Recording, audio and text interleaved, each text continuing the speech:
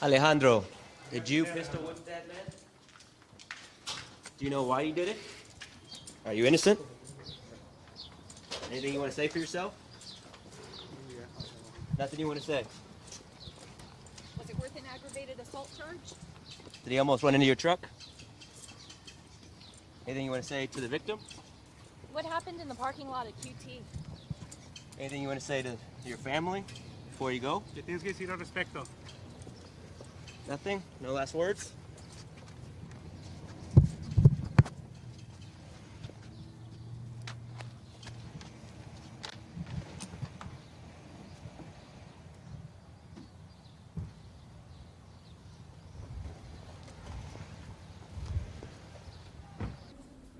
¿Cómo está? Bien, ¿y Tiempo usted? sin verlo. Igualmente, Aquí está gracias. bien. Ajá. Ahí quedó. All right, thank you so much for joining us. I believe that you all already met our suspect in this case, but this is a case that did generate some media interest, so we certainly felt it fair to advise you all that we had made an arrest on it. On Monday, as you may be aware, we had an assault at a Quick Trip gas station that occurred in the afternoon. It happened in the aftermath of a road rage incident that occurred.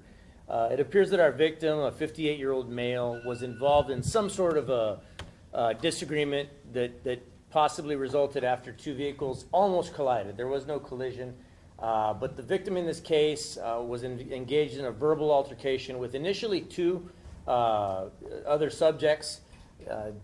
Pretty soon thereafter, the victim, it appears, found himself somewhat surrounded, as it wasn't just those two subjects in the other vehicle. There was a second vehicle that was following behind that was with that same group. So he found himself pretty much surrounded very soon thereafter.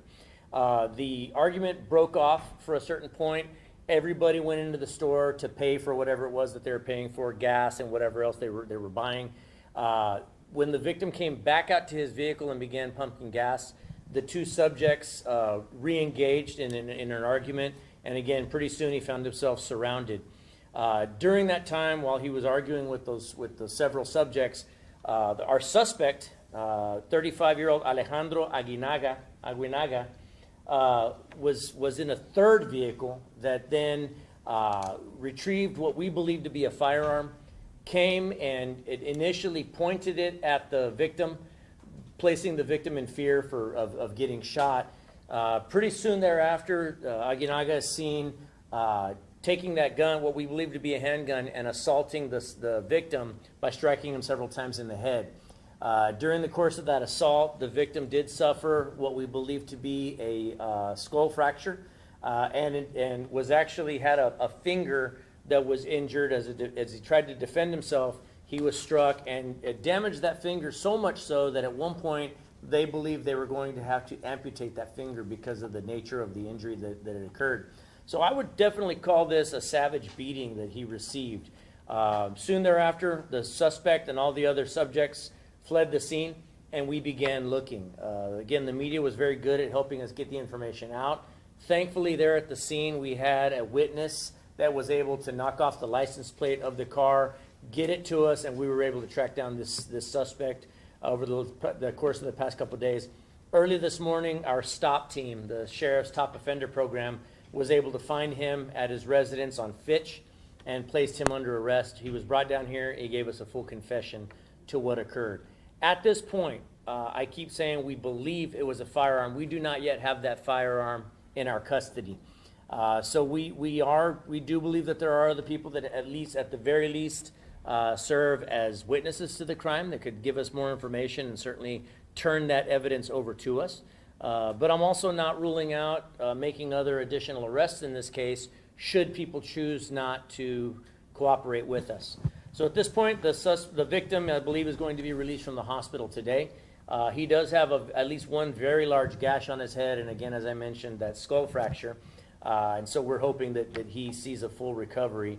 But as a result, this suspect here is now being booked into the Bexar County Jail for charges of aggravated assault with a deadly weapon. El lunes por la tarde, nosotros recibimos una llamada de un argumento que pasó en una gasolinera Quick Trip, QT. Se aparenta que la víctima fue involucrada en un incidente con otro carro. No chocaron los carros, sino que casi quisieron chocar y ya después de entrar a la gasolinera, dos hombres que iban dentro de ese otro carro se enfrentaron con la víctima, empezaron a alegar. Ya después de unos momentos, todos entraron a la tienda para pagar por su gas o lo que sea, lo que compraron. Ya cuando la víctima regresó a su carro, empezó a echar gas al carro. Los dos hombres se acercaron otra vez y empezaron el argumento. Varios otros hombres también se le acercaron y ya de esos momentos la víctima se enfrentaba con varios hombres. En ese momento, el sospechoso Alejandro Aguinaga, se aparenta que él recogió una pistola de otro carro, vino, le apuntó la pistola hacia la víctima pensó que le iba a balacear. Ya el sospechoso se le acercó más y lo asaltó con el arma, con la pistola.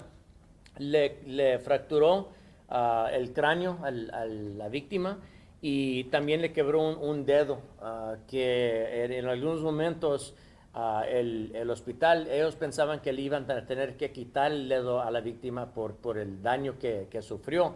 Pero ahora nomás sabemos que le fracturó el cráneo. Ya un testigo que estaba en la escena de los hechos nos dio la placa de la camioneta donde huyó el sospechoso. Ya con esa información nosotros logramos encontrar el carro, encontrar el sospechoso.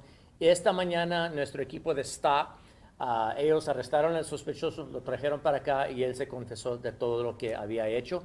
Ahora él se está enfrentando con estos cargos. Nosotros ahorita buscamos información tocante a dónde está esa pistola. Todavía no la tenemos bajo nuestra custodia. Entonces nosotros ahorita pensamos que la persona que está en posesión de esa pistola es un testigo y lo queremos tratar como testigo. Pero también es posible que si esa persona no nos entrega esa evidencia, es posible que se van a enfrentar con cargos adicionales por no darnos esa información, esa evidencia y cooperar con nuestra investigación. La víctima, nosotros esperamos que va a recubrir de sus heridas, pero como ya dije, este sospechoso se enfrenta con este cargo por asalto con agravantes con una arma. Any questions? Just the nature of this seemed like it could have been easily avoided and escalated very quickly. It could have been absolutely avoided. We say it time and time again that just because you have any sort of close call in traffic or someone cuts you off, nowadays it's just not worth confronting anybody, saying anything, exchanging even a dirty look or a hand gesture. Nowadays it just tends to escalate so much sooner. We all know that with the presence of more weapons out there, legal weapons are not the issue. Weapons that are in the hands of people that should not be in possession of them. And I'll be honest with you, Mr. Aguinaga seems to be the type of person that absolutely should not have a weapon. Clearly, that access to that weapon gave him the courage to go up and confront this victim and point this weapon at him and then assault him with it. But again, I think everybody would be in agreement that this is a person that should not be.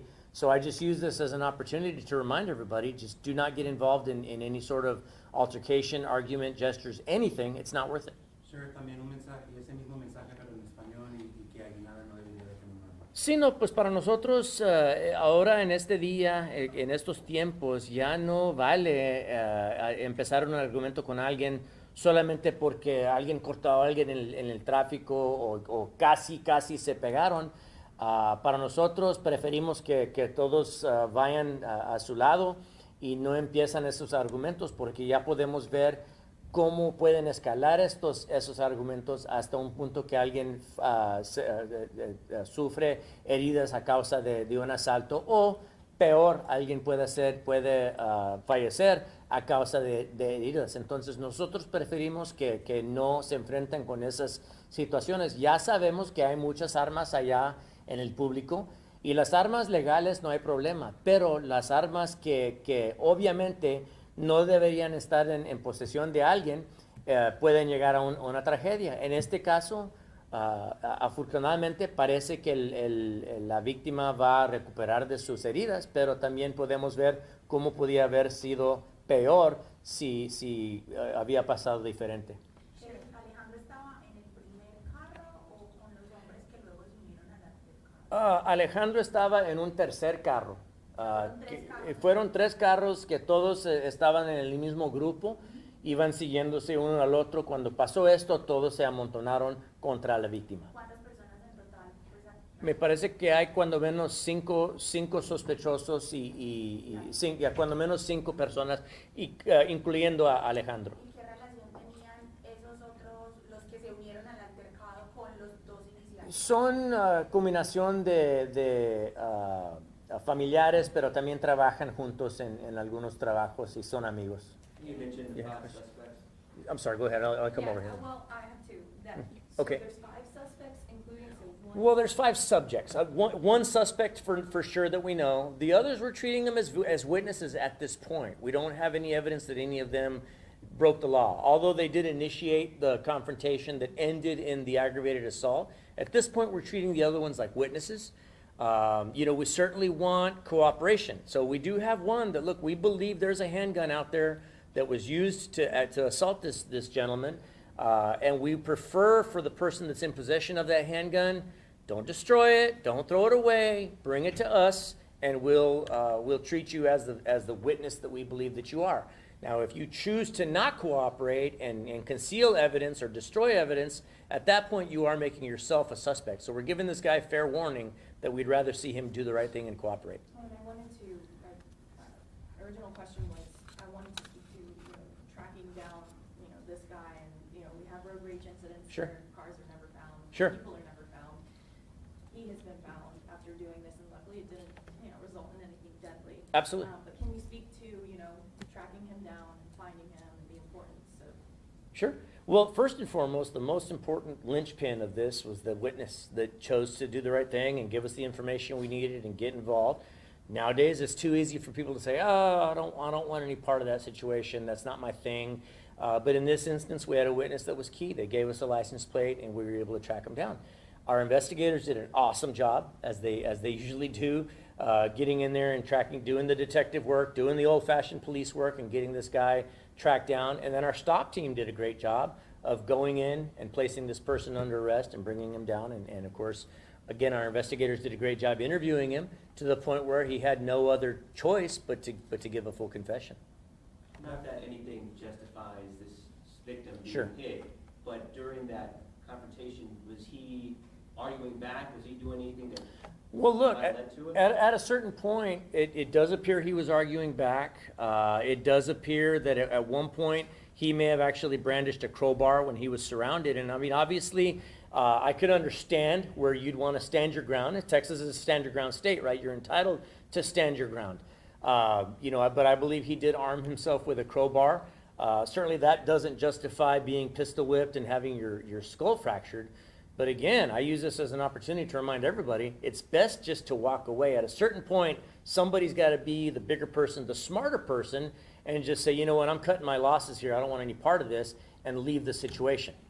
In this situation, was it possible for him to walk away if he's surrounded? Well, that's a judgment call for everybody to make. I believe here in this case, the victim felt that he had no opportunity to walk away, and I certainly am not one to argue with that rationale. I certainly don't ever get into the victim blaming game. But with that being said, if and when you have a window of opportunity to get yourself out of that situation, live to tell the tale later on down the road and get yourself out of that situation is my advice. The witness that came forward to you guys, is that one of the 5 subjects? No, Completely different person? completely different person. That just Details of the victim, the age? he's 58 years old, and we do know that this man is actually homeless. He lives in that vehicle that he was driving around in. But 58-year-old man, I saw him. I saw pictures of him. He's not a big guy. He's not a particularly big guy. This could have ended a lot worse.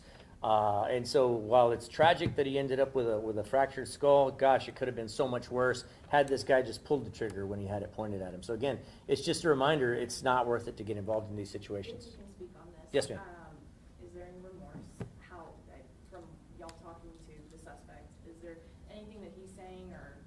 You know, I wasn't in the room speaking to him, but from what I saw, he didn't look very remorseful to me. It seemed to be pretty matter of fact. Here's what happened. Here's what I did. So I don't know what kind of thought process went into it, but clearly, whatever it was, he thought justified his actions. I think he's learning now the hard way that it wasn't justified. ¿Pudieron ver video de vigilancia? Mande. ¿Pudieron ver video de vigilancia? Sí, nosotros tenemos video de ahí de la gasolinera que ellos cumplieron con nosotros, cooperaron con nosotros, nos dieron ese video y pues también nos ayuda con evidencia. ¿Mande? ¿Lo van a compartir? No sé si podemos compartirlo, sí, entonces sí. ¿Qué le espera a Alejandro? ¿Qué condena le podría esperar?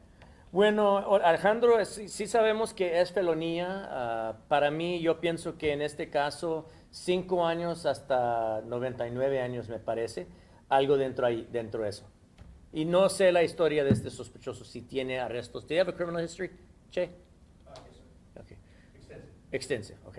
Entonces, tiene historia criminal, entonces para mí es posible que el juez le va a dar más años que los 5. ¿Sabemos si de pronto pues algún otro de esos cargos del récord con este tipo de situaciones? Violent? I'm after running again. Ok.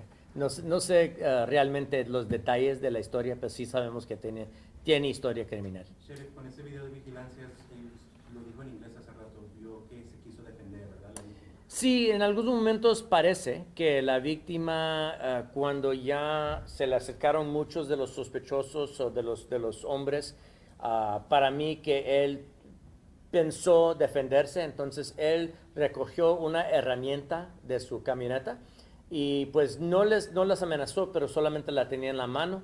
Ahora, yo no puedo decir que si estaba justificado él en hacer eso, pero sí él tiene derecho de defenderse. No tuvo la oportunidad ni la necesidad de usar esa herramienta, pero sino que este hombre sí lo asaltó. Y estaba viviendo en su carro. Él vive en su carro, es hombre sin hogar y vive en su carro. Tiene 58 años, la víctima. Okay, thank you all so much for joining us. I appreciate it.